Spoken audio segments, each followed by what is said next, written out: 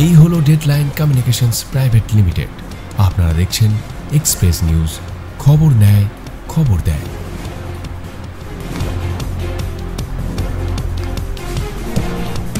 এই জন্যই বলি যে টাইমে টাইমে সবকিছু দেখে রাখতে হয়।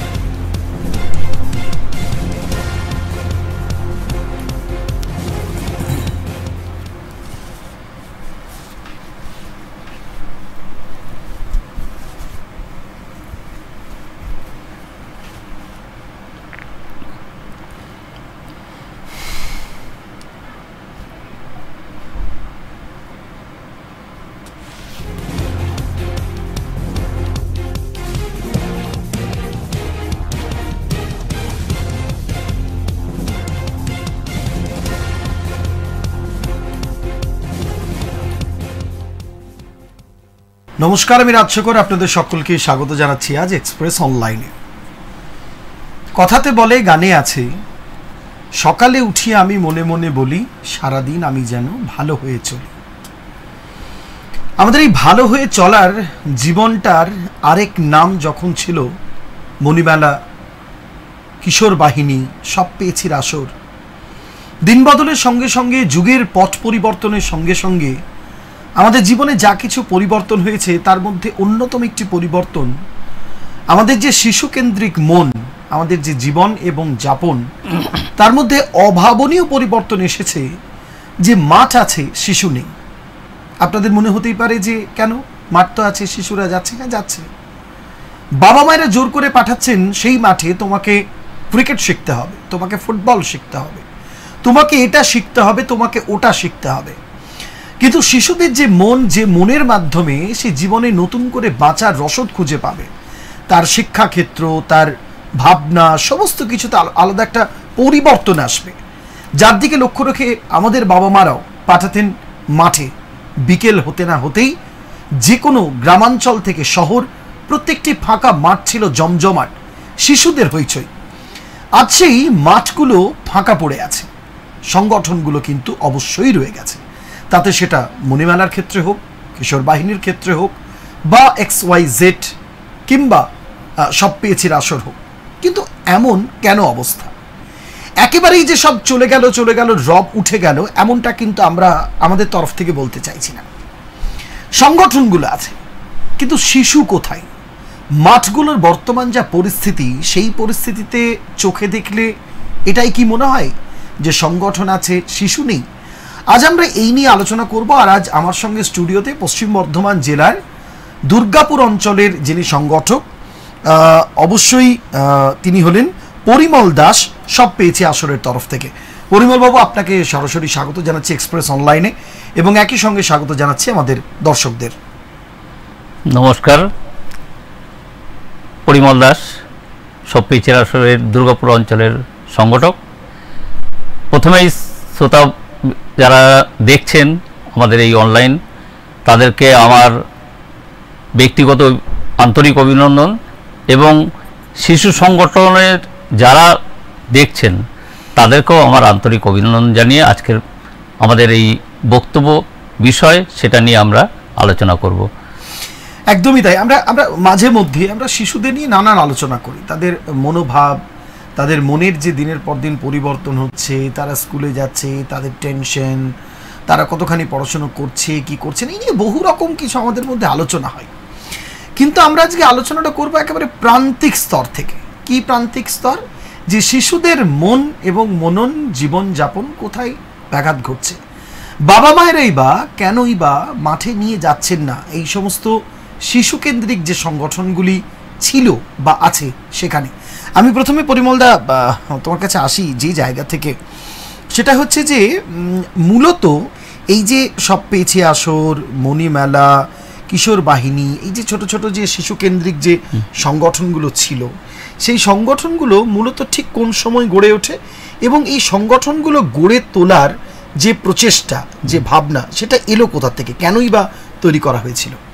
এটা বলতে গেলে প্রথমে বলতে হয়, দুর্গাপুর যখন শিল্পনগরী হিসাবে প্রকাশ পায়, সেই সময় বিভিন্ন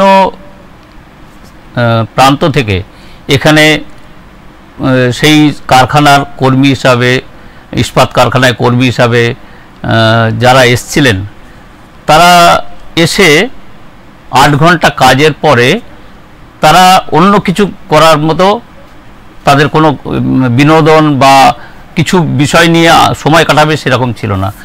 তখনই তাদের একটু কেউ নাটক ভালোবাসতেন, নাট্য চর্চা করতেন, কেউ সিনেমা ভালোবাসতেন, সিনেমা সেই ভবনগুলোতে সিনেমা হতো।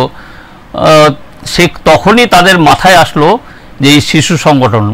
সবচেয়ে ভালোভাবে একটা কথা বললে 62 মানে 60-এর দশকের শুরুতে তখন শ্রদ্ধেয় স্বপন বুড়ো, যার ভালো নাম অখিল নিয়োগী, তিনি দুর্গাপুরে এসেছিলেন এবং সেই সময় দুর্গাপুরে একজন শ্রী মাস্টারমশাই নামে একজন ছিলেন, তার ভালো নাম ছিল বৈদ্যনাথ অধিকারী। তিনি বেনাচিরির আর্টল্যান্ড স্টুডিওর পিছনে একটা ছোট্ট এক কুঠুরি ঘরে থাকতেন, যিনি নেতাজির বারোসেনা দলের একজন ছিলেন। তো তাদের উপস্থিতিতে প্রথম একটা শিশু সংগঠন তৈরি হয়, স্ফুলিঙ্গ আসর। স্ফুলিঙ্গ দুর্গাপুরে। হ্যাঁ, তো এইবার তারপর থেকে আস্তে আস্তে শাখা বাড়তে থাকে, বাড়তে বাড়তে 60-এর দশক, 70-এর দশক, 80-এর দশকেও সারা মাঠ সাদা পোশাকে বিকাল হলে ভরে যেত। এবং তখনকার সময় ছেলেমেয়েরা স্কুল থেকে আসার পর কোনোভাবে একটা ব্যাগ ছুঁড়ে ফেললো, কোথায় ফেললো, টেবিলে ফেললো না কোথায় পড়লো দেখানো, ব্যাগের ওজনও অত ছিল না, খেয়ে দেই ছুটতো মাঠে। এবং মাঠে যে আনন্দ পেত, সেখানে আমাদের নাচ, গান, ব্রতচারী, ফ্যান্সি ড্রিল এবং ছড়া, মানে অদ্ভুত লাগে এইসব ছড়াগুলোর মাধ্যমে যেভাবে বাচ্চাদের শেখানো হতো, ব্যায়াম করানো হতো। ছেলেরা সেই ছড়াগুলো নিজেরা বলতো, ছন্দ দিয়ে বলতো এবং তার সঙ্গে ভঙ্গি দিয়ে সেই ছড়াগুলোকে তারা করতো এবং আনন্দ পেত। তারপরে দেশাত্মবোধক যে সমস্ত গান নিয়ে ভঙ্গি গীতি করা হতো বা অ্যাকশন সং বা কর্মসঙ্গীত বলা হতো, সেগুলো শেখানো হতো। বিভিন্ন প্রাদেশিক লোকনৃত্য, সেই লোকনৃত্যগুলো শেখানো হতো। এখন যেটা ইউটিউব থেকে সবাই নাচ দেখছে, শিখছে, সেগুলো করা হয়, কিন্তু সেই সময় তা ছিল না। কিন্তু যে অরিজিনালিটি, যে প্রদেশের নৃত্য, সেই প্রদেশের অরিজিনাল গান কালেকশন করে শেখানো হতো। তো সেই একটা আনন্দ ছিল সেই সময়। এবং সেই সময় আমাদের একটা স্লোগান ছিল, জীবন গড়ার প্রথম পাঠ, শিশু চাই খেলার মাঠ। এই স্লোগানটা নিয়ে আমরা এগোচ্ছিলাম। কিন্তু পরবর্তীকালে দেখা গেল সেখানে আস্তে আস্তে ঘাটতি আরম্ভ করলো। এই ঘাটতির কারণ আপনারা নিশ্চয়ই নিজেরাও জানেন, আমার মুখ থেকে শুনতে হবে তার কোনো মানে নেই। যে টিভি নামক দূরদর্শন আসলো, তারপরে আসলো আস্তে আস্তে মুষ্টিফোন আসলো।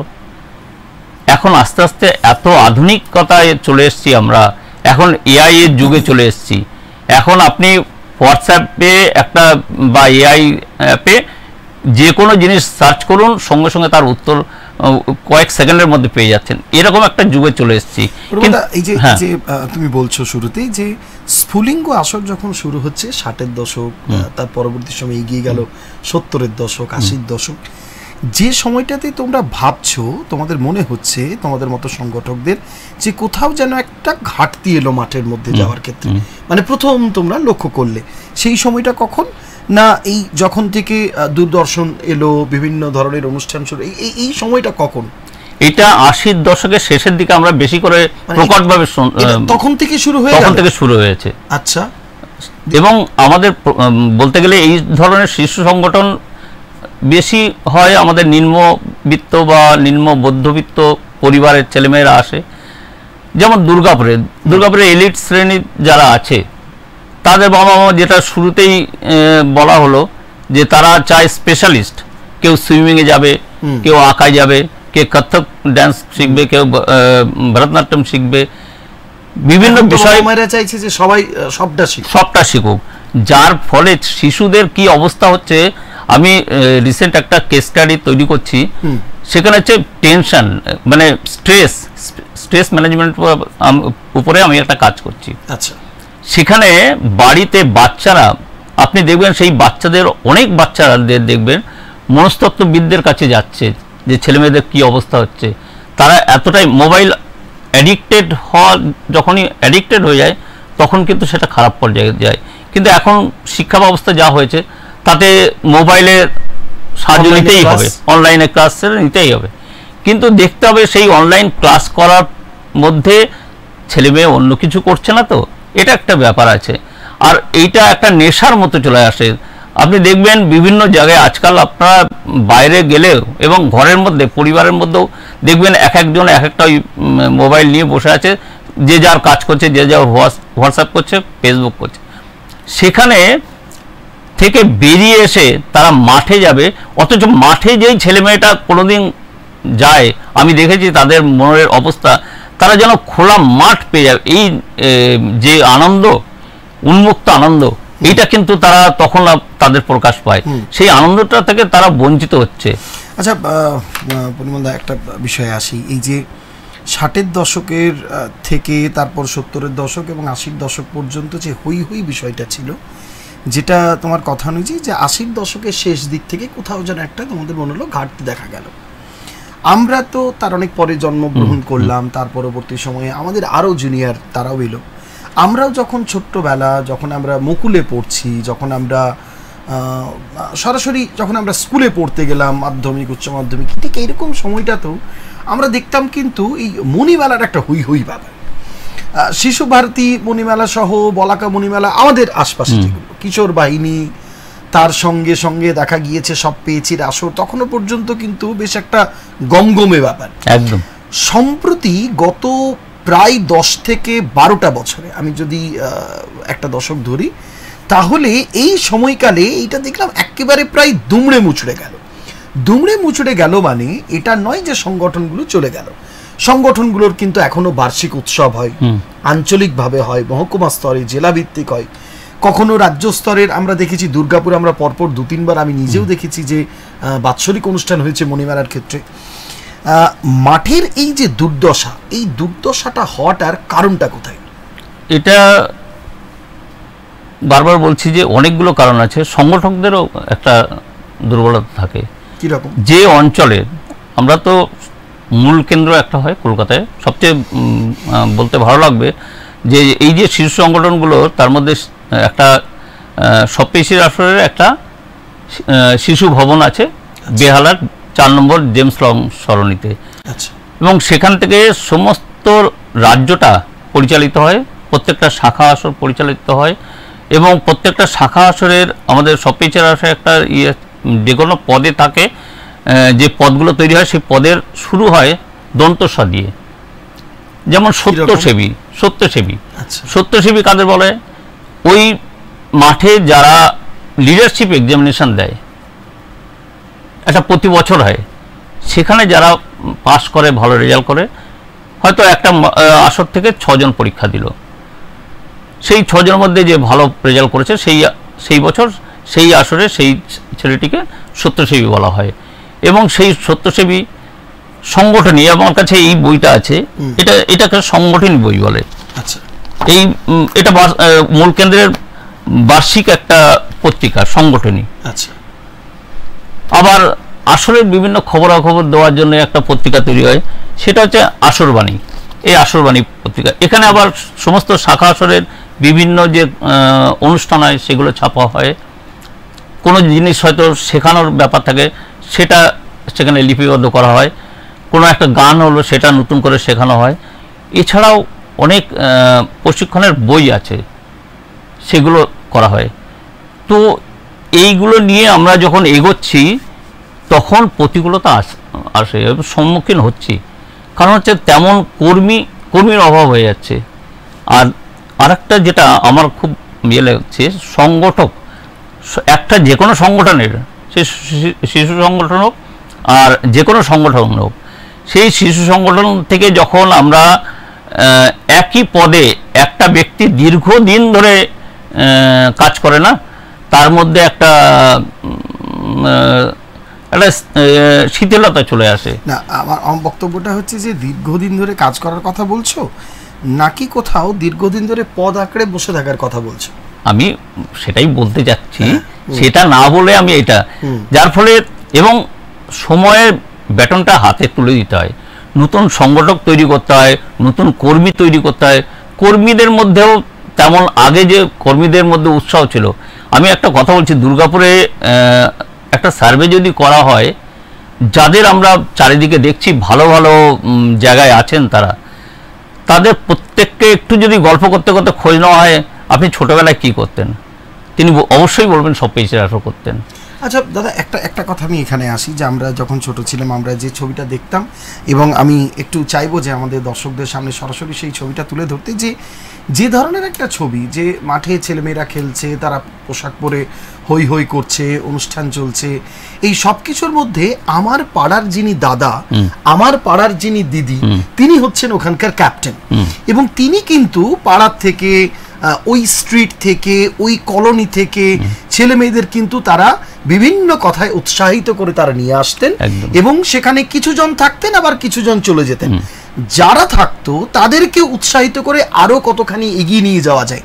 তখন একটা কথা খুব ভেসে আসতো যে আমাদের এই এলাকার মণিমালার এই ছেলেটি উত্তর 24 পরগনায় গিয়ে সে খুব ভালো নাম কামিয়েছে, শিশু কিশোর বাহিনীর এই মেয়েটি সে গেছিল দক্ষিণ 24 পরগনা বা সুন্দরবন, সেখানে গিয়ে ভালো নাম কামিয়ে এসেছে। আমি দাদা জানতে চাইছি, আমরা এই প্রসঙ্গটা খুব একটা গুরুত্বপূর্ণ প্রসঙ্গ, সেই সমস্ত যুবক যুবতীদের এখন আর সেভাবে ক্যাপ্টেনের ভূমিকায় দেখা যায় না কেন? এটা কি পেশাগত কোথাও চাপ, পারিবারিক চাপ, নাকি কোথাও তারা ভাবছেন যে এসব করে কি হবে, এসব তো বেকার, আদতে দুটো পয়সা রোজগার করতে হবে, কোনটা? এখন কিন্তু এখনো যারা কাজ করছে তারা কিন্তু ভালো বেশে কাজ করছে, ভালো লেগে লাগা থেকে কাজ করছে, কাজ করছে না তা না। এখনো বহু সংগঠক আছে, বহু কর্মী আছে, আমাদের ক্যাম্প হয়, অ্যানুয়াল ক্যাম্প হয় প্রতি বছর ডিসেম্বরে 24 তারিখ থেকে 31শে ডিসেম্বর পর্যন্ত অ্যানুয়াল ক্যাম্প হয়। সেই শিবিরে সারা রাজ্য থেকে 9 করে 600-700 ছেলেমেয়ে অ্যাটেন্ড করে। আচ্ছা, তো আসে, তো সমস্ত জায়গা থেকেই আসে। তবে যে পাড়ায় পাড়ায় যে লিডারশিপ যারা নেয়, এই জায়গাটায় কিন্তু একটা সেই পাড়ায় তার একটা ইমেজটা তৈরি করতে হয় সেই রকম, যে তাকে মানবে। আগেকার যারা আসর করেছেন তাদেরকে সেই পাড়া প্রত্যেকে একটা আলাদা শ্রদ্ধার চোখে দেখতো, তারাও ছেলেমেয়েদের নিজেদের ছেলেমেয়ের মতো তাদেরকে মানুষ, কারণ তারা ভাবতেন যে এই ছেলেমেয়েরাই আগামী দিনের ভবিষ্যৎ হবে, সুনাগরিক হবে। সেই কারখানা তৈরি করতে হয়, সেই কারখানা থেকে ভালো একটা নাগরিক তৈরি হবে, যার ফলে সেই সমাজটা ভালো হবে, সমাজের শৃঙ্খলা তৈরি হবে। একটা অনুষ্ঠানের কথা বলছি, এটা সুবর্ণ জয়ন্তী অনুষ্ঠান ছিল, সেখানে একজন স্বামীজি এসেছিলেন, তিনি তার বক্তব্যে বলছিলেন যে আমার সেই মাস্টারমশাইয়ের কথা যেটা বলছিলেন, তো তিনি বসেছিলেন মঞ্চে, শ্রী মাস্টারমশাই বসেছিলেন, এবং বর্তমান যিনি আমাদের সপ্তশাসনের মূল কেন্দ্রের সভাপতি শ্রী কমলেশ চ্যাটার্জি বসেছিলেন। তো উনি একটা কথা বললেন যে ওই মাস্টারমশাই যখন দপ্তরে বসেছিলেন, শিবিরের দপ্তরে বসেছিলেন, একটি ছেলে অ্যাটেনশন হয়ে ওনার সামনে দাঁড়ালেন। তো ওনার সেটা খুব ভালো লেগেছে যে এই প্রাথমিক যে শৃঙ্খলা বোধটা এটা তৈরি হয়েছে, এই যে অ্যাটেনশন অবস্থায় তার সঙ্গে কথা বলছেন, এটা একটা শিক্ষা। এই শিক্ষাগুলো কিন্তু আমরা মাঠ থেকে দিই, এবং লিডারশিপ তৈরি করার একটা জায়গা তৈরি করে দিই। ওই যে বারবার বলছি না, দুর্গাপুরে একটু আনাচে কানাচে খোঁজ নিলেই 100 মধ্যে 90% লোক বলবে, যারা 60 ঊর্ধ্ব, 65 ঊর্ধ্ব বা 70 ঊর্ধ্ব, তারা বলবে যে আমরা এক সময় সব পেয়েছেরা আসর করতাম। এটাই পরিমলদা, একটা কথা হলো যে আমরা এই যে কালচার এবং শিশু কেন্দ্রিক যে মনন এবং শিশু কেন্দ্রিক যে সংগঠনগুলো আমরা যদি একটু অন্যভাবে দেখি, তাহলে আমাদের এই রাজ্যে অন্তত পক্ষে দুটো জায়গা, 3টে জায়গা মোট, একটা হচ্ছে গ্রামাঞ্চল ভিত্তিক, একটা হচ্ছে পরিপূর্ণ শহর কেন্দ্রিক, এবং আরও একটি হচ্ছে মফস্বল কেন্দ্রিক। মফস্বলের যে পার্ট এবং বিশেষত যেগুলো শিল্পাঞ্চল কেন্দ্রিক এলাকা, সেই শিল্পাঞ্চল কেন্দ্রিকে আবার দুটো পার্ট। সেটা আমরা হলদিয়ার ক্ষেত্রে যদি দেখি, আমরা যদি বীজপুর, টিটাগড়, কাকিনাড়ার ক্ষেত্রে দেখি, আমরা যদি হুগলি, উত্তর 24 পরগনার ক্ষেত্রে দেখি, আসানসোল, দুর্গাপুর, শিল্পাঞ্চলের ক্ষেত্রে দেখি, যে একটা হচ্ছে গ্রামীণ পুরোপুরি পাঠ। সেই গ্রামীণ পাঠে যারা দীর্ঘ সময় ধরে এই ধরনের সংগঠনগুলো ছিল বা এখনো কোনো মতে টিম করে জ্বলছে, তাদের একটা জায়গা। উল্টো দিকে আমরা যদি শিল্পকেন্দ্রিক যে সমস্ত ইস্পাত এলাকাগুলো দেখি বা কারখানা সমন্বিত এলাকা, সেটা একেবারে বানপুর ইস্কর ক্ষেত্রেই হোক না কেন, দুর্গাপুর ইস্পাত কারখানার যে আবাসন এলাকা সেখানেই দেখি না কেন, সেখানকার যে ছবিটা, এই ছবিটা ছিল একটা সময় ছিল সবচেয়ে বেশি হই হই করা ছবি। রাজনৈতিক নেতাধারী যারা, তারাও, পুলিশ প্রশাসনে যারা যুক্ত থাকতেন, বিভিন্ন ক্লাব সংগঠন যারা করতেন, বিশিষ্ট বুদ্ধিজীবী যারা, তারা কিন্তু প্রত্যেকেই এই সংগঠনগুলোর সঙ্গে মাথার উপরে থাকতেন এবং তাদেরকে মান্যতা দেওয়া হতো এবং তারা কিন্তু যথেষ্ট ভালোভাবে এই সংগঠনগুলো নিয়ে তারা কাজ করতেন। পুলিশ প্রশাসনে যারা স্থানীয় থানা, ফাঁড়ি, এই সমস্ত যারা থাকতেন, তারাও চাইতেন যে এগুলো আরও অনেক বেশি করে কিন্তু উৎসাহিত হোক। এই ছবিটা তাদের বদল ঘটলো কেন? সমাজের যারা বিশিষ্ট মানুষজন, সমাজের যারা বুদ্ধিজীবী, সমাজের যারা উচ্চ পদস্থ মানুষজন, যারা বিশিষ্ট ব্যবসায়ী, তারা এই সংগঠনগুলো থেকে ধীরে ধীরে সরে গেলেন কেন? ক্লাব কালচার তো তখনও ছিল, ক্লাব কালচার এখনও আছে, কতখানি তার ভেতরে আন্তরিকতা আছে সে নিয়ে বিতর্ক থাকতে পারে, কিন্তু ক্লাব কালচার ছিল, আছে। কিন্তু এই শিশু সংগঠনগুলো থেকে এই ধরনের মানুষজন কেন ধীরে ধীরে সরে যেতে থাকলেন? এটা সত্যি একটা বিষয়। আগে আমি তো নিজে যখন ইয়ং ছিলাম তখন আমরা দেখেছি দুর্গাপুরের যে মহকুমা শাসকের দপ্তর থেকে যে 26শে জানুয়ারি অনুষ্ঠান করা হতো, এখন এই যে এসডিএম সাহেবের পাশে যে মাঠটা কনকাঙ্গন হয়েছে, ওই মাঠটা বড় মাঠ ছিল, আচ্ছা, যেখানে বিগ বাজার হয়েছে সব জায়গাতেই, এবং ওই মাঠে সব পেশির আসলে ছেলে মেয়ে ভর্তি হয়ে যেত। সেল ডে, আমাদের এএসপি স্টেডিয়ামে সেল ডে হচ্ছে, পুরো মাঠটা সব পেশি আসর, মণিমালা, পাঠশালা পরিষদ বলে একটা সংস্থা ছিল, তারা, জাতীয় ক্রীড়া শক্তি সংগঠন অতটা আমাদের দুর্গাপুরে ছিল না, এটাও একটা সংগঠন, ছোটদের সংসদ একটা সংগঠন ছিল, তো তারা পুরো মাঠটাকে সাদা পোশাকে ভর্তি হয়ে যেত, তারা ডাকতো আমাদের অনুষ্ঠানে। কিন্তু এখন যেহেতু আমাদের অনুষ্ঠানে মানে ছেলে মেয়েদের মাঠে ঘাটতি আছে, সেইভাবে সেই পরিকাঠামো নেই, হয়তো সেই কারণেই হয়তো তারা ডাকেন না, এটাই, আর কোনো কারণ নেই। আচ্ছা পরিমলদা, একটা জায়গা আমরা শুরুতেই তুমি যেখানে ছিলে, আমি সেই জায়গাটাকে আরেকটু পরিষ্কার করতে চাইছি। স্ফুলিঙ্গ আসর দুর্গাপুরের বেনাচিতিতে, যেটা 60-এর দশকের থেকে শুরু হলো এবং তারপরে একে একে মণিমালা এলো, কিশোর বাহিনী এলো, তারপরে সব পেয়েছির আসর এলো। আমরা এটার একটু আজকে, যেহেতু আমরা এমন একটা অনুষ্ঠানে আছি যে অনুষ্ঠানটার মধ্যে কিন্তু বিভিন্ন বয়সের মানুষজন, যিনি আজকে সরাসরি টেলিভিশনের পর্দায় দেখছেন বা আমাদের যে সোশ্যাল মিডিয়া, তার মাধ্যমে যারা আপনার মুঠো ফোনে লাইভ দেখছেন পৃথিবীর যে কোনো প্রান্তে বসে, তাদের কাছে কিন্তু বাংলার এটা একটা আলাদা আবেগ। এটা একটা তোমার কাছে, আমার কাছে, আমাদের প্রত্যেকের কাছে, আমার টেলিভিশনের ওপারে আরও যারা আমার বন্ধুরা যারা কাজ করছেন, তাদের কাছেও একটা বিরাট একটা আবেগ। আমি দাদা একটা জিনিস জানতে চাইবো যে কখন আমাদের শহর অর্থাৎ দুর্গাপুর শহরে ঠিক কোন সময়কালে মণিমেলা এলো, কিশোর বাহিনী এলো, সব পেয়েছির আসরগুলো ঠিক কোন কোন সময় এলো এবং কাদের হাত ধরে এগুলো আরে বহরে বেড়ে উঠলো, সেটা একটু জানতে চাই। এটা প্রথমে বলছি, সব পেয়েছির আসরের জন্ম তো 1945 সালের 29শে জুলাই শোভাবাজার রাজবাড়িতে মাত্র পাঁচজন ভাই বোনকে নিয়ে যাত্রা শুরু হয়েছিল। আচ্ছা, মাত্র পাঁচজন। এবং সব পেয়েছির আসর নামকরণটাও এটা ছিল কবি সুনির্মল বসুর পরিকল্পনা। আচ্ছা, রবীন্দ্রনাথ ঠাকুরের সব পেয়েছির আসর এই দেশ কবিতার থেকেই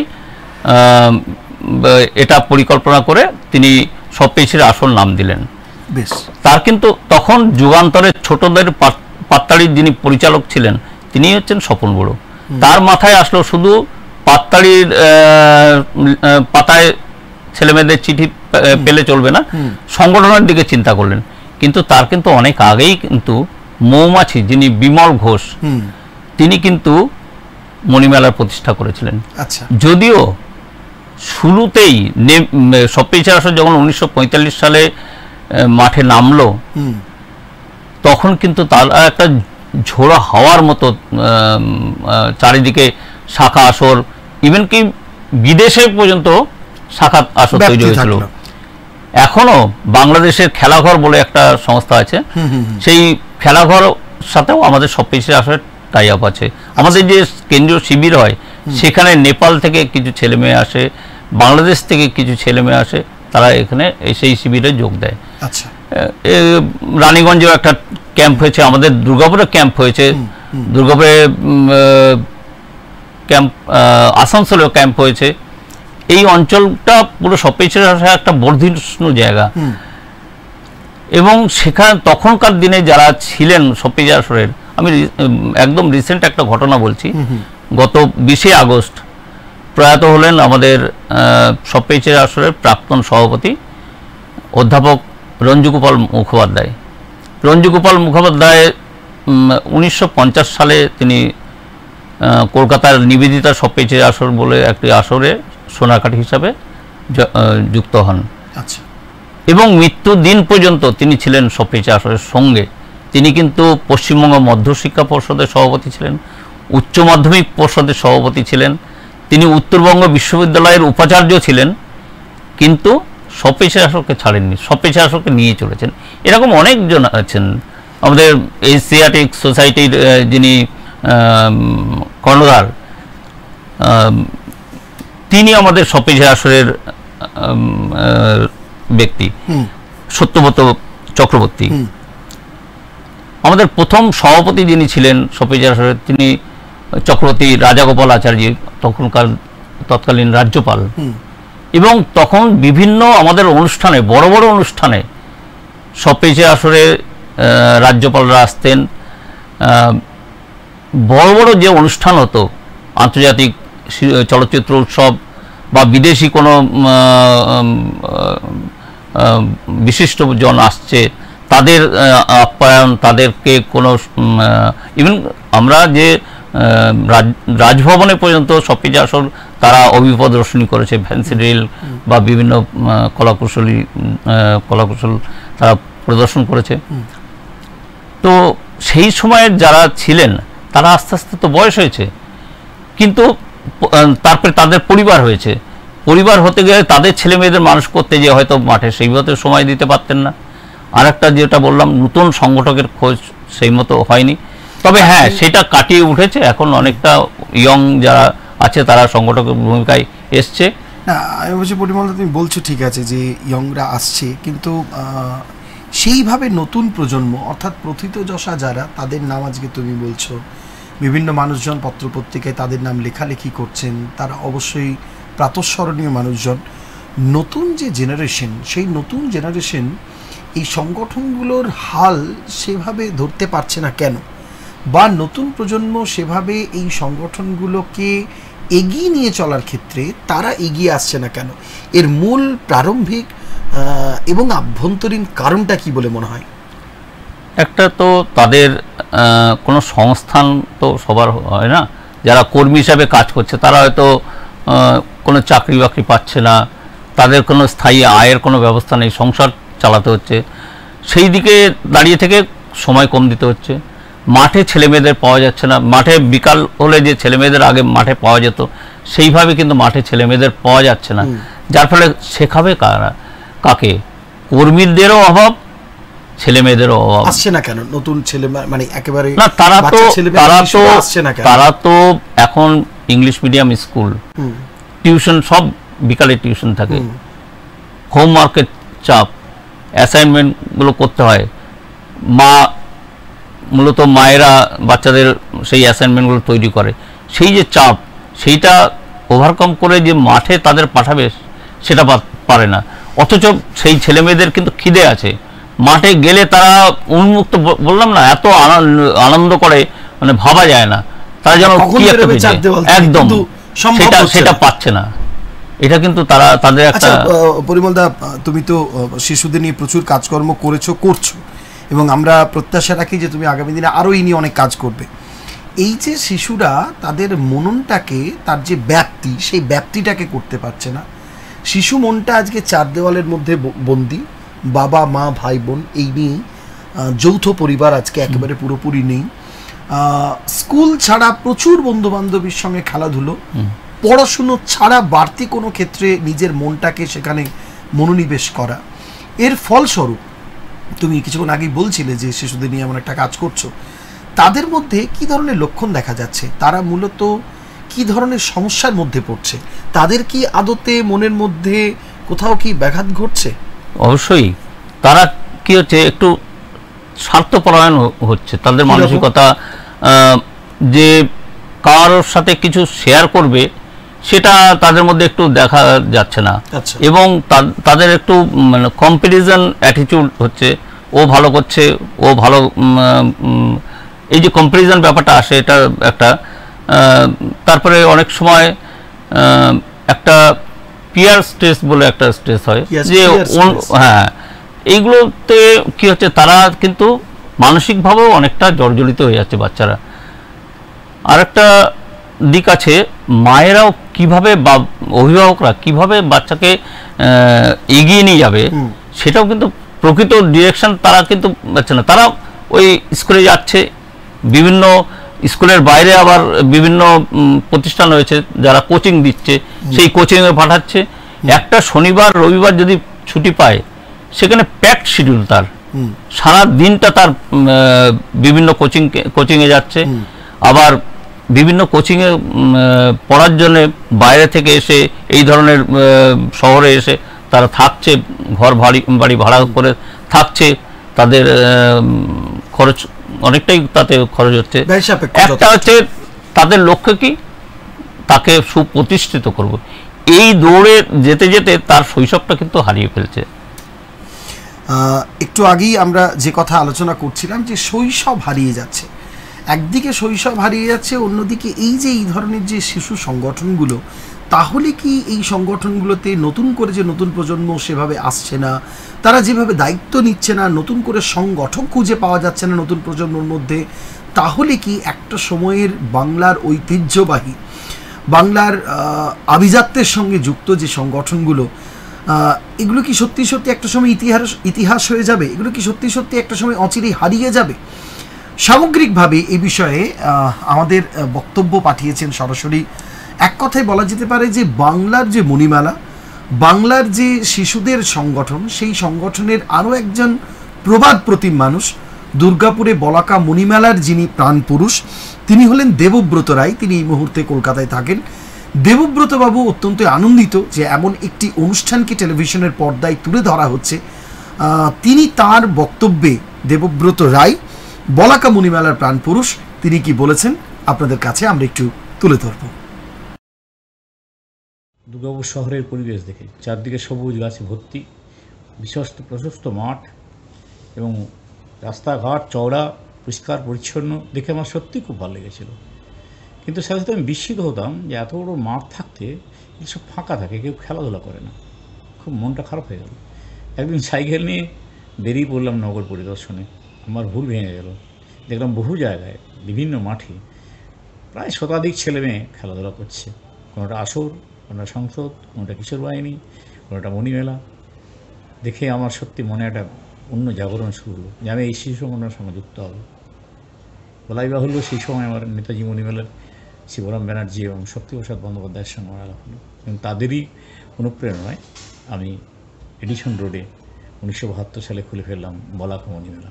খুব দুঃসাহসিক কাজ একটা, মানে সেই সময় তো দুর্গাপুরে বারুদের গন্ধ, তবু তারও মাঝে আমি করলাম সব কিছু ছিঁড়ে ফেলে দিয়ে। কেন আমি ভেবে নিয়েছিলাম যে এত ভালো একটা সংগঠন আর বোধহয় কোথাও নেই, কারণ এর মাঝখান দিয়ে অভিভাবকদের কাছে সহজেই যাওয়া যায়। শুধু তাই নয়, এই শিশু সংগঠন থেকে আমি আরেকটা জিনিস দেখেছি যে সমাজের বিভিন্ন স্তরের মানুষের কাছে, ভালো মন্দ সমস্ত মানুষের কাছে পৌঁছা যায় এবং অনেক কিছু শেখার মতো আছে, যা দিয়ে আমার সমস্ত যৌবন বলুন, কিশোর বলুন, আমার বার্ধক্য বলুন, এখানেই ছেড়েছি। মণিমেলা করতে গিয়ে আমার আলাপ হয়েছিল আমার নিত্যানন্দ ভট্টাচার্য, আমার বন্ধু সব্যসাচী চাষে, তারা নাপতা রোডে তার বিশাল সব্যসাচী চাষ ছিল। আলাপ হয়েছিল স্ফুলিঙ্গম সব্যসাচী চাষের প্রফুল্ল মান্না, অজয় সরকার, অজয় চক্রবর্তী, শিবুদা, নিমুদা, আরও অনেকের সাথে আমাদের মধ্যে কোনো বিভেদ ছিল না, কোনো দ্বন্দ্ব ছিল না, কারণ সবাইকে উদ্দেশ্য তো এক, শিশুদের সুনাগরিক করে তোলা।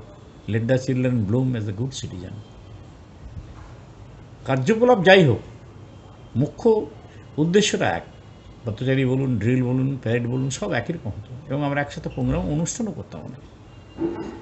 বেশ কাটছিল, বেশ সুন্দর, মানে নানান ধরনের অনুষ্ঠান নিয়ে মণিমেলা অফিসার একসাথে এক পায়ে হেঁটেছি আমরা সবাই। সেগুলো কল্পনার অতীত। 1985 সালে যখন দূরদর্শনের হাওয়া এলো, দূরদর্শনের কালচার যখন ঢুকে পড়লো, যখন ইংলিশ মিডিয়ামগুলোর মাথা চাড়া দিয়ে উঠল, মানুষ যেন হঠাৎ করে তাদের মানসিক চিন্তাধারা থেকে 360 দিয়ে ঘুরে গেল। বিকেলবেলায় বাচ্চাদের মণিমেলা আসর বন্ধ করে দিয়ে, শিশু মণিমেলা বন্ধ করে নাচের ক্লাস, গানের ক্লাস, আবৃত্তি ক্লাস, বিভিন্ন ক্লাসে তারা যুক্ত হয়ে গেল। সেই সময়গুলো দিনের পর দিন শূন্য থেকে শূন্যতর হতে চলল। আমার অনেক বন্ধুবান্ধব রাগে, দুঃখে, অভিমানে শিশুরণ ছেড়ে দিলাম। আমি ছাড়িনি, এখনও বলে কমিলা চলছে, খুব গর্ব করে বলছে। আরও অনেক সম্প্রচার চলছে। এই মণিমেলা করতে গিয়ে আমি একটা জিনিস বুঝেছিলাম, যে সমাজ সেবার যে অন্যান্য যে বৃহৎ কাজগুলো আছে তার মধ্যে এটা একটা অন্যতম। আমার অবসরের পর, কর্মজীবনের অবসরের পর আমি কলকাতায় আসি। এখানে এসেও আমি কিছুটা অবাক হলাম যে কোথাও শিশুমন খুঁজে পাচ্ছি না। অনেক কষ্টে খুঁজে পেয়েছিলাম 2-4টা মণিমেলা এবং সম্প্রচার, আমি সেখানে গেছি, তার সঙ্গে আমি বাচ্চাদের সঙ্গে যোগাযোগ করে এসেছি। কিন্তু কলকাতায় শিশু সংগঠনের পরিবেশ নেই, এখানে সবই প্রফেশনাল। যাই হোক, এরই মধ্যে এত প্রতিবন্ধকতার মধ্যেও যারা বিভিন্ন রকমের সংগঠন চালাচ্ছেন, সে মণিমেলা হোক, সব মেলার যিনি প্রাণ পুরুষ এবং এক কথায় শিশু কেন্দ্রিক যে সংগঠন বাংলায়, তার অন্যতম একজন প্রবাদ প্রতিম মানুষ দেবব্রত রায়, তিনি কি বলেছেন এবং তার বক্তব্য আমরা শুনলাম। তিনি তার কথা বলেছেন, দুর্গাপুরে মণিমেলার সূচনার কথা বলেছেন এবং তার সঙ্গে সঙ্গে একটা আবেগের তার বক্তব্য। তার মধ্যে কোথাও যেন এই বয়সে এসেও তিনি একটা নস্টালজিয়ায় ভেসে গেলেন মণিমেলার কথা বলতে বলতে। আমার কোথাও যেন উদ্বেগ হয় আজকে এই অনুষ্ঠানটা সেই জায়গা থেকেই করা, যে কোথাও কি একটা সময় এসে আমি যখন এই পরিমলদার মতো বয়সে আসবো, দেবব্রত বাবুর মতো বয়সে আসবো, তখন কি আমারও মনে হবে যে এই নস্টালজিক একটা সময় আমরা ছোট্টবেলায় পেয়েছিলাম। কিন্তু তারা যে সময়টা পেলেন, দীর্ঘ সময় ধরে এই সংগঠন নিয়ে কাজ করলেন, বহু ছাত্রছাত্রী আজকে পরিমলদার হাত ধরে, দেবব্রত বাবুর হাত ধরে প্রতিষ্ঠিত হয়েছে, তারা জীবনে আজকে সারা বিশ্ব জুড়ে তারা সুপ্রতিষ্ঠিত হলেন। তাহলে এই যে ইতিহাসটা, এই ইতিহাসটা কি অচিরেই হারিয়ে যাবে? আমরা ঠিক দেবব্রত বাবুর বক্তব্যের আগে একটা কথা আমরা এখানে আলোচনা করছিলাম যে শৈশব হারিয়ে যাচ্ছে। আরও একটা আমাদের বক্তব্যের মধ্যে কথা হলো যে এখন ছেলেমেয়েরা অনেক বেশি করে ক্যারিয়ারিস্টিক। কিন্তু আমার প্রশ্ন হচ্ছে, যে আলোচনাটা নিয়ে আমি এবার আসবো পরিমলদার কাছে, পরিমলদা, যে বাবা মায়েরা যে কিছু শেখাচ্ছেন না তা নয়। বাবা মায়েরা গান শেখাচ্ছেন, বাবা মায়েরা নাচ শেখাচ্ছেন, নাচের মধ্যে এবং গানের মধ্যেও আলাদা আলাদা ভাগ শেখাচ্ছেন। এক জায়গায় তিনি শাস্ত্রীয় সঙ্গীত শেখাচ্ছেন, আরেক জায়গায় আধুনিক শেখাচ্ছেন, রক ডান্স এক জায়গায় শেখাচ্ছেন, প্রথাগত শিক্ষা আরেক জায়গায় শেখাচ্ছেন, ফুটবল খেলা শেখাতে নিয়ে যাচ্ছেন বাবা, সাঁতার শেখাতে নিয়ে যাচ্ছেন, সব কিছু শেখাচ্ছেন। অথচ একটা সময় দেখা যেত যে এই সমস্ত কিছু শিক্ষাটা এক ছাতার তলায় সপেছির আসর, শিশু কিশোর বাহিনী, মণিমেলা, এই সমস্ত শিশু সংগঠনগুলোতে কিন্তু এক ছাতার তলায় পাওয়া যেত।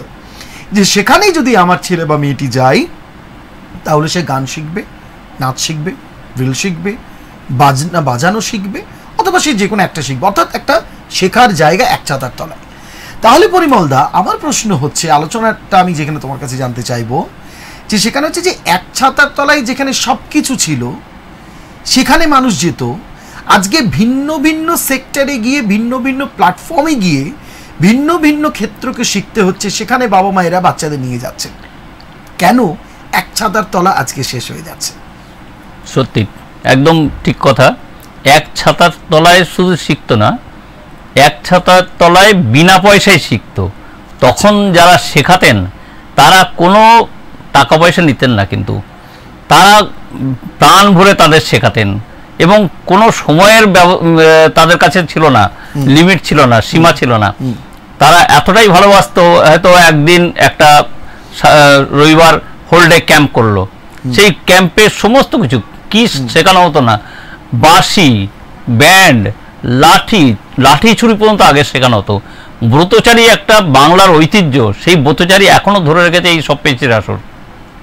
বাংলার ব্রতচারী সমিতি আছে, আমাদের যিনি সভাপতি তিনিও বাংলা ব্রতচারী সমিতির সভাপতি কমরেশ চ্যাটার্জি, তো তিনি সেই ব্রতচারীকেও সপ্তচীর আসর ধরে রেখেছে। এখনও বিভিন্ন আসরে ব্রতচারী হয় এবং আমাদের শিবিরগুলোতে ব্রতচারী শেখানো হয়। আচ্ছা, আমি এই প্রসঙ্গে একটু জেনে নিই যে আমরা বিভিন্ন লোক সংস্কৃতি উৎসবে আমরা এখন ব্রতচারীর একটা পাঠ কিন্তু দেখি। একদম। আমি একটু জানতে চাইছি যে ব্রতচারী এই মুহূর্তে ঠিক কোন জায়গায় দাঁড়িয়ে এবং ব্রতচারীর মূলত কনসেপ্টটা কি এবং ব্রতচারীকে কেন একটা সময় সামাজিকভাবে একেবারে সামনে আনা হয়েছিল আমাদের মননকে পরিবর্তনের লক্ষ্যে। সত্যি করে যদি ব্রতচারীকে দেখা হয় না, ব্রতচারীর স্রষ্টা তো আমাদের গুরু সদয় দত্ত। তিনি যখন বীরভূমের ডিস্ট্রিক্ট ম্যাজিস্ট্রেট ছিলেন, তো তিনি তার মাথা থেকেই কিন্তু এই ব্রতচারী বিষয়টা এসেছিল এবং ব্রতচারীর যে একটা বই আছে ব্রতচারীর সখা, সেই বইটা যদি একবার কেউ পাতা উল্টায়, কি লেখা নেই বইটা, গানের মাধ্যমে, নাচের মাধ্যমে, হয়তো আধুনিক নাচের মতো না, কিন্তু শরীর গঠনের, মন গঠনের, আমাদের সৎ চিন্তাভাবনা গঠনে তিনি যা সৃষ্টি করে গেছেন, সেই জন্যই আমরা ব্রতচারীকে এখনও ধরে রেখেছি। ব্রতচারী বা এই আমি বারবার সপ্তচীর আসরের থেকে এসছি বলে সপ্তচীর আসর বলবো না, মণিমেলা থেকে আরম্ভ অন্যান্য সংগঠন, সেই সংগঠনের যে অবস্থায় থাকুক না কেন তারা কিন্তু এইগুলোই ধরে রেখেছে। এবং সবচেয়ে বড় কথা যে 60-এর দশক, 70-এর দশক, 80-এর দশকের কথা বলছিলাম, তখন এই যে সংগঠনগুলো ছিল, কেউ হয়তো বেশি ছিল, কেউ হয়তো কম ছিল, কিন্তু প্রত্যেকটা সংগঠকদের মধ্যে এত হৃদ্যতা ছিল, এত সক্ষতা ছিল যে এ ওর মাঠে যাচ্ছে, উনি ওর মাঠে যাচ্ছেন ট্রেনিং দিতে, এ শেখাচ্ছেন, এবং পাশাপাশি দুটো মাঠ, একদম কাছাকাছি দুটো হয়তো মাঠ, তাদের মধ্যে রীতিমতো প্রতিযোগিতা, একটা কম্পিটিশন হবে, মানে ফোক ড্যান্স কম্পিটিশন, মানে কে ফার্স্ট হবে, কে সেকেন্ড হবে, কে থার্ড হবে, হাড্ডাহাড্ডি লড়াই হতো। কিন্তু সেটা খুব পজিটিভ একটা লড়াই ছিল।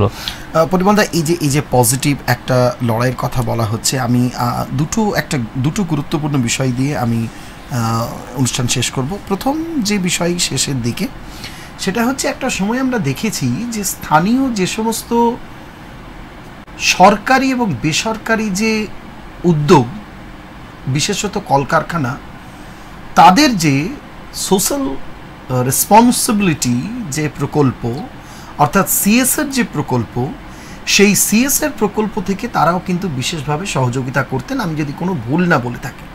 বিশেষত দুর্গাপুর ইস্পাত কারখানার তরফে আমরা এই ছবিটা দেখতে পেতাম, আমরা হলদিয়া কেমিক্যালসের আমরা এই ছবি দেখতে পেতাম, বানপুর ইস্কোতে আমরা দেখতে পেতাম, দুর্গাপুর সিমেন্ট বিল্ডার ক্ষেত্রে আমরা দেখতে পেতাম যে যেখানে যেখানে এই ধরনের সংগঠন ছিল, তারা তাদের যে সিএসআর প্রকল্পে তাদেরকে সহযোগিতা করতেন। কখনো তাদের বাৎসরিক অনুষ্ঠান হলে সহযোগিতা করা আর্থিকভাবে, কখনো তাদেরকে ভবন তৈরি করে দেওয়া, তাদের সামগ্রী কেনার ক্ষেত্রে।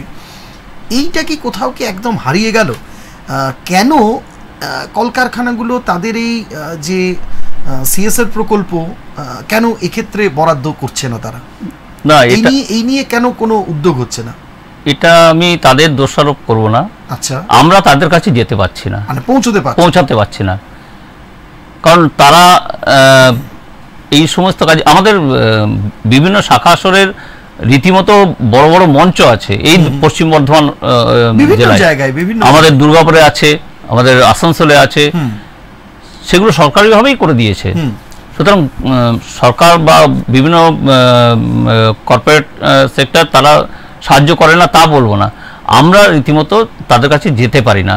সবচেয়ে দুঃখ লাগে আমার যে দুর্গাপুরের শিশু সংগঠন, আজকে এই শিশু সংগঠন 80 বছরে চলছে, 80 বছর, যে সংগঠনটা বয়স 80 বছর এবং যে সংগঠনটা 62-63 সালে তৈরি, এবং আরেকটা কথা বলে দিই, 62-63 সালে সেই সোনারকাঠি, ছোট যে সোনারকাঠি, তিনিও কিন্তু সিটি সেন্টারে যখন একটা আসর উদ্বোধন হলো, তিনি সেই সোনারকাটির সভ্য কার্ড নিয়ে হাজির হয়েছিলেন।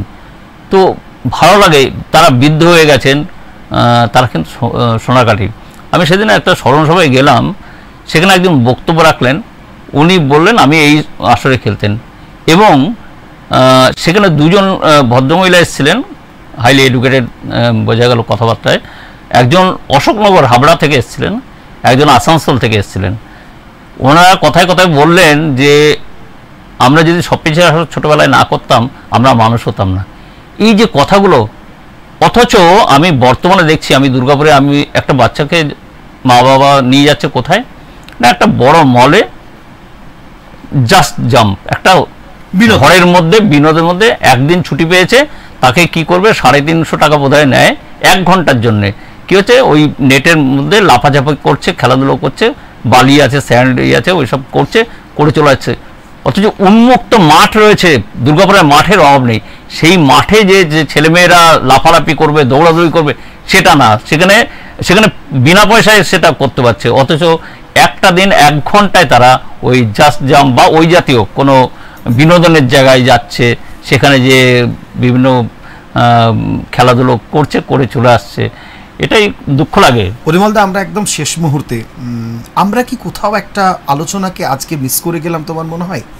যে যুগের সঙ্গে যে কোনো ক্লাব, যে কোনো সংস্থা, যে কোনো সংগঠন যেভাবে তারা তথ্য প্রযুক্তির সঙ্গে নিজেদেরকে আপডেট করেছে, সময়ের সঙ্গে তারা আপডেট করেছে, কোথাও কি তুমি আমার সঙ্গে একমত নাকি একমত নও যে যুগের সঙ্গে এই সংগঠনগুলো, বিশেষত শিশু সংগঠনগুলো নিজেদের আপডেট করে তুলতে পারেনি? না, এটা ঠিক, আমি 100 বার আমিও এটা মানি।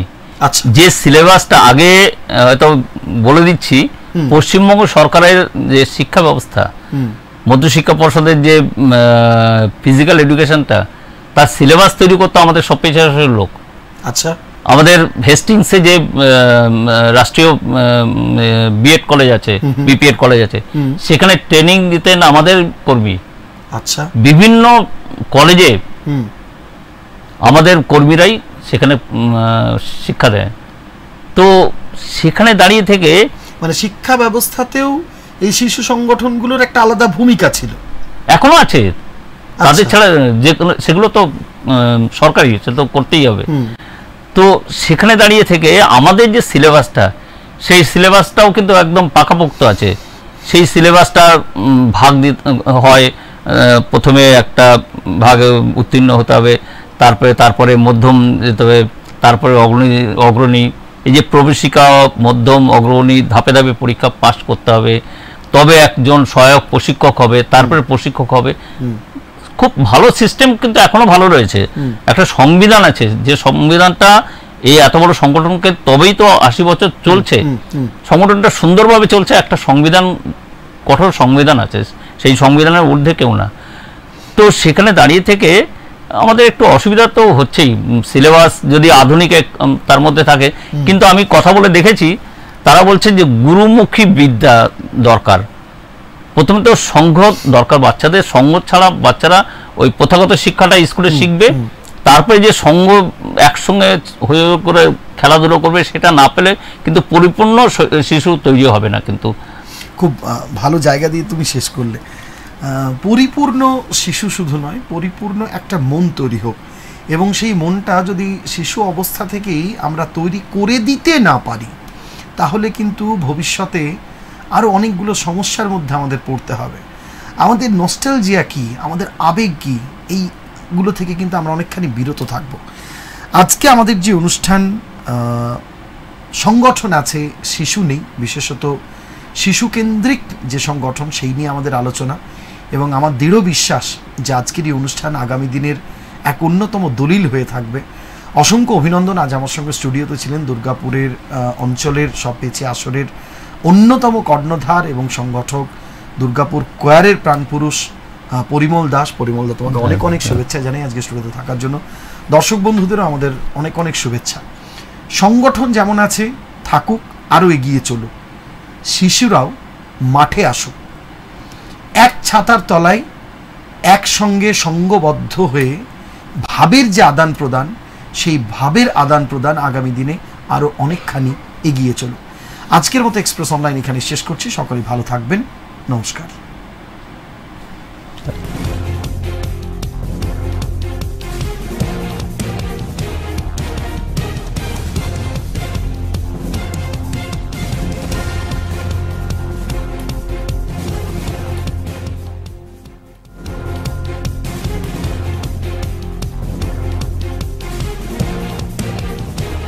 এই হলো ডেডলাইন কমিউনিকেশনস প্রাইভেট লিমিটেড। আপনারা দেখছেন এক্সপ্রেস নিউজ, খবর নেয় খবর দেয়।